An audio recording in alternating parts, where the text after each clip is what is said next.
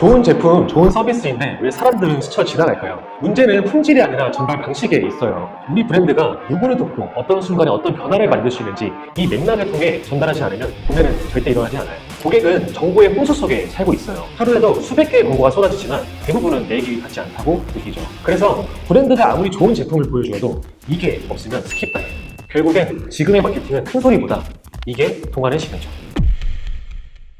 저도 처음엔 그랬습니다. 이 정도 품질이면 알아서 고객이 찾아오겠지라고 믿었죠. 하지만 현실은 달랐어요. 아무리 좋은 상품이라도 제대로 전달되지 않으면 존재하지 않는 것과 같다는 걸 깨달았어요. 성공하는 브랜드의 공통점은 내가 원했던 고객층이 사용하는 것이에요. 어느 날 한 고객이 저한테 이런 말을 했어요. 제품 설명은 이해가 되는데 당신이 왜 이걸 판매하는지 모르겠다고. 그 한마디가 제게는 큰 충격이었어요. 그날 이후에 우리는 판매하는 이유를 말하기로 했습니다. 왜 이 브랜드를 만들었는가? 어떤 문제를 해결하고 싶은가? 그리고 고객에게 어떤 변화를 주고 싶은가?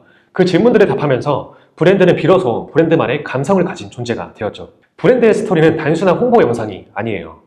감정의 흐름을 설계하는 기술입니다. 브랜드를 성공시키고 싶다면 고객이 내 브랜드를 왜 사용해야 하는가에 대해 한 문장으로 답할 수 있어야 해요. 스타벅스의 제3의 공간처럼 말입니다.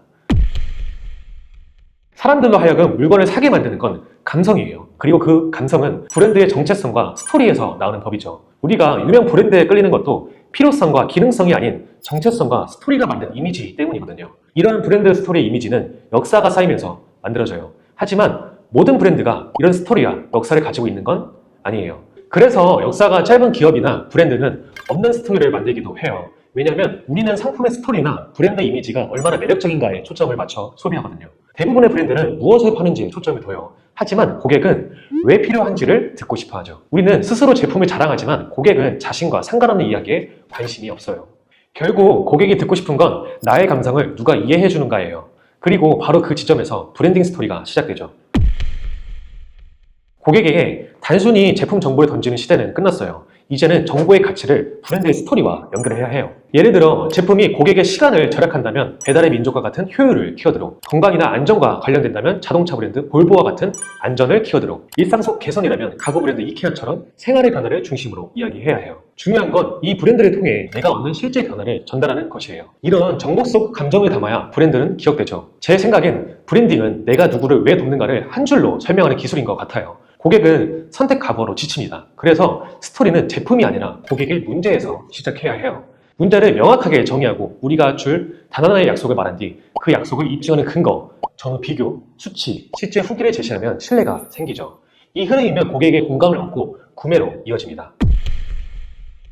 에어비앤비 성공 사례를 보면 호텔 대신에 낯선 집에 묵는다. 처음엔 말도 안 된다고 생각했죠. 샌프란시스코의 두 디자이너는 집세를 내기 위해 집 거실에 에어매트를 깔고 손님을 받았어요. 아이디어는 있었지만 핵심 난 거는 신뢰였어요. 낯선 공간, 낯선 사람, 누가 안심하고 예약할까요? 그들은 방법보다 관점을 바꿨습니다. 숙소 중개가 아니라 불안 제거 서비스. 그래서 신뢰 장치를 설계했어요. 실명 결제와 안전한 에스크로, 고화질 사진과 상세한 설명, 체크인 전후 메시지 가이드, 그리고 결정타를 날립니다. 호스트와 게스트의 쌍방 리뷰, 문제 발생 시 보호 프로그램과 보험까지 체계를 갖추자 고객의 낯설다는 감정은 데이터화된 안심으로 바뀌었죠. 결과는 놀라웠습니다. 같은 방이라도 정보가 투명할수록 예약률이 올랐고 리뷰가 쌓일수록 브랜드의 신뢰가 자라났어요. 다시 처음을 떠올려 보세요. 왜 우리는 이 브랜드를 시작했을까요? 좋은 제품, 좋은 서비스만으로는 충분하지 않았어요. 여러분의 브랜드도 동일해요. 만약 지금 이 영상을 보고 계신다면 아마 여러분도 브랜드에 대한 고민이 있으실 거예요. 사실 브랜드라는 건 결국 사람의 이야기예요. 제품이 아니라 그 안에서 일하는 우리의 고민과 노력이 담겨있죠. 제품은 충분히 좋은데 왜 고객은 알아주지 않을까? 답은 스토리에 있어요. 이제는 판매보다 공감으로 시작하세요. 그럼 고객은 그 진심을 느낄 거예요. 완벽하지 않아도 꾸준히 더 나아지려는 그 마음을요. 우리를 믿고 선택해준 고객, 그리고 아직 망설이는 분들께 말하고 싶어요. 우리는 여러분의 일상을 조금 더 편하게, 마음을 조금 더 가볍게 만들고 싶습니다. 그게 우리가 매일 같은 마음으로 일하는 이유예요. 지금 이 이야기가 여러분의 하루에 닿길 바라며 꾸준형의 영상이 도움이 되셨다면 구독을 꼭 눌러주세요. 여러분이 유튜브를 보는 시간을 가장 의미 있는 시간으로 만들어드리는 영상을 드리겠습니다. 감사합니다.